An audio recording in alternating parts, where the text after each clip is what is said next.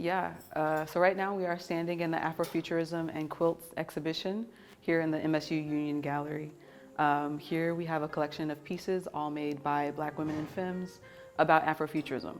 So about different Afrofuturist films or books or texts or other things that they're encountering or their own Afrofuturist envisionings and things that they have imagined. Right on. Could you break down Afrofuturism for me for someone who may not know what it is, hasn't heard of it? Yeah, well, it's many things. Afrofuturism is very fluid and varied, as kind of varied as the Black folk and people who embody it. So if you ask different people, they'll say different things. For me, Afrofuturism encompasses like an aesthetic, like the vibes, the looks, colors, as well as themes of African culture, traditions, people, and themes of technology and future. And they can come through in many ways, like literature, film, music, quilts, and many other forms. And what is the impact of Afrofuturism in terms of being a medium and something that you can at once categorize and also see the fluidity within it? I think for me, Afrofuturism is a tool of imagining and envisioning different possible futures. So many Afrofuturists, especially within literature that I've read, use it to kind of imagine some other possibilities forward, like a Black liberated future where our dreams, our people, our children are all safe and cared for. It's like a method of imagining otherwise that's also very deeply rooted in our now, very deeply rooted in our history in a way that's affirming and also synthesizing and imagining something different.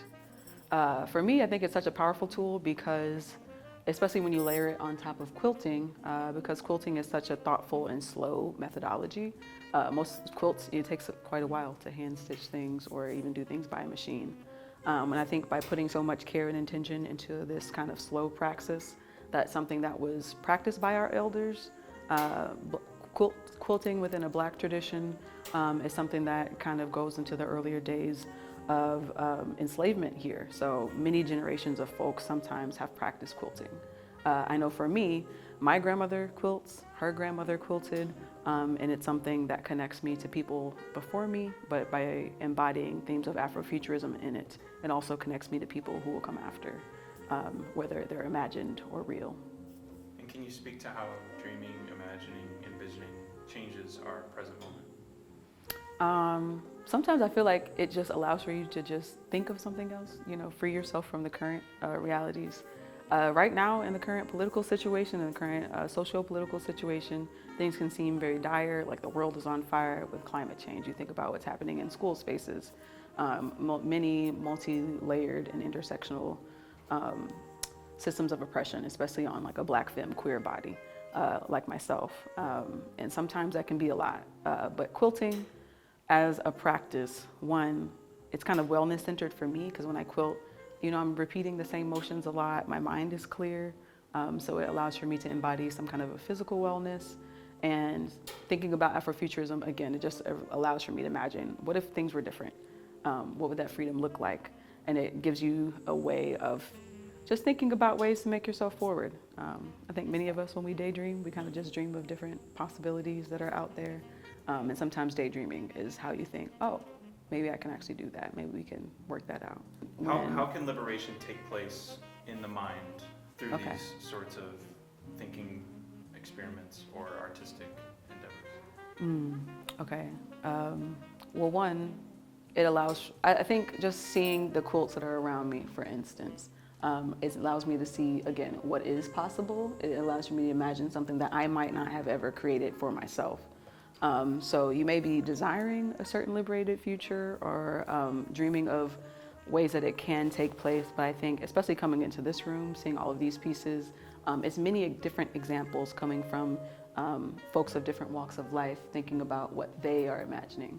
And sometimes I think it's helpful to actually understand and hear what other people are imagining for their liberated future, because it allows for us to think about that future as communal, which is very important, especially within our kind of capitalist worldview where we're very isolated and by yourself, working for yourself. So I think this reminds us of the communal, which is a very kind of African indigenous aesthetic and value. And it also, again, just allows you to see something that somebody else imagined. Getting an entrance into other people's imagination allows for our own imaginations to be expanded. So I hope I answered the question. I don't know. Yeah. And I think that's also important for us to think about, because typically quilts are shown on a bed.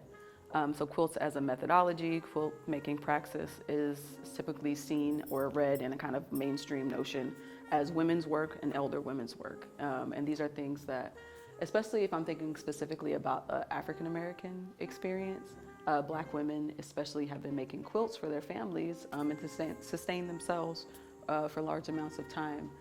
So I think to see them in this space, you know, on the walls, it really brings that color and the stories up to life. Getting to walk through some of these is also a really powerful experience, especially these two, Mrs. Sunshine and Mr. Somebody, which is made by Janda and Rebecca Lipker. They specifically wanted them to be hung back to back so that they had that space in between. You can actually see the underside of the quilt. The underside of the quilt is also the part that is usually touching your body, you know, if you're laying on a bed. So it's like you're getting to witness that care, the nurturing, the comfort that comes, as well as like the just beauty of seeing what's on both sides of the quilt. Also, so some of the quilts are kind of smaller, but they still seem very big, larger than life because of the stories, the vibrance, how they're constructed. And I really like how all of that comes together. And it actually just feels so bright and vibrant when you walk in because of, I think, the ways that Afrofuturism as a theme, as an aesthetic comes through, as well as the aesthetic taste of the artists who were all selected for this exhibition. Oh yeah, well, one I think is very, very important. I love that students are able to come through here because this is also hoping to get the practice of quilting to different audiences. So especially the college age demographic, people who are coming in for classes, people who are bringing their families and parents in. I think this is a perfect space to get more access in that way. I think it's also important when we're thinking about Afrofuturism or any kind of liberatory aesthetics or theoretical frameworks and thinking about like being on indigenous land. I think it's important that we are MSU, a land-grant university. I think all of those things are kind of layered in how you read the space. And we always start with our land acknowledgements when we have the two events, the one that's in the exhibition as well as the artist conversation for that same reason. So I think that it's very complicated and complex, like this being in this space, but I think it's also important and it's a conversation starter for ways that we can continue to imagine forward using the literacies and cultural traditions of the communities that are often disenfranchised in a space like this university setting or MSU. Are there any other pieces in here that you want to specifically highlight or break down or talk about how they've affected you? I think they're just all beautiful and important, like all of them. I think that some of them, like over there's Harriet Tubman, Jedi warrior, and you also have Lieutenant Uhura from Star Trek. And I think that those, as thinking back of people in our past who have been, I don't know, trailblazers in a way of making access for folks and ensuring people's liberation or just representation within film. I think it's important also for us to acknowledge Black Panther, the ways that that has brought Afrofuturism into a mainstream. We also have a shout out to Octavia Butler with the Lilith Dawn quilt over there. And also with Diana Njai's pieces, we have even a calling back to our Black African traditions and histories and thoughts about Afrofuturism and experiences. So I think that this exhibition really connects Afrofuturism on many levels and from different traditions, from different imaginations, and it's just really great. And I'm very happy to be a part of the space. So I will say that I think this is one of the first Afrofuturism and quilting, specifically as methodologies, exhibits that I have seen.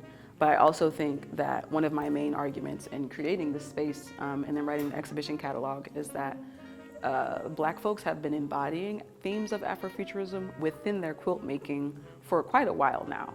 I think that the labels are kind of becoming more mainstream knowledge, and so we're understanding those associations for a while. But like, so for instance, Diana Njai made those pieces back in the 80s, the ones that are on the other side of the wall. And she's not the only quilt maker who has been doing that. And I think that there's many other quilt exhibitions that are made by especially folks who use critical frameworks that embody similar things. But I think right now, this exhibition is coming at a point when, again, the kind of general public's understanding of Afrofuturism and also within our textiles that are available are definitely echoing that kind of public desire for the aesthetic and understanding of it. So I think it's very interesting that we're able to find, pieces where you can get already made with Black Panther and stuff already on it. And that kind of matches the desire for it, especially within a Black cultural sense of people who want to work with those things, because we're starting to see how beautiful it is and creative it is and fun it can be to create things from that. I hope they can think back on especially the traditions of elders from their own community. So for me, this exhibition is important because it allows for me to remember my grandmother and her grandmother. My grandmother, Mary Frances Furman, taught me how to quilt when I was younger. And it was a way of caring for me, but also passing on a tradition that she thought is really valuable. And it has cared for me into my, my grown age.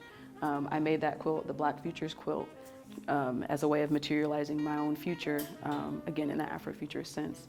And I think it's beautiful that I got to come with that full circle moment of being taught this as a child, not knowing the importance, and then being able to literally materialize it and live it out and be in a community with other Black and brown quilt makers doing the same thing.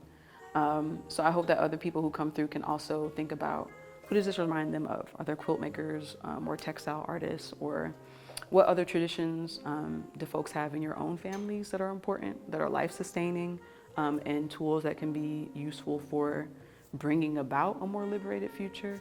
And then how can you take those up? How can you continue to care for the people in your community and also see yourself free?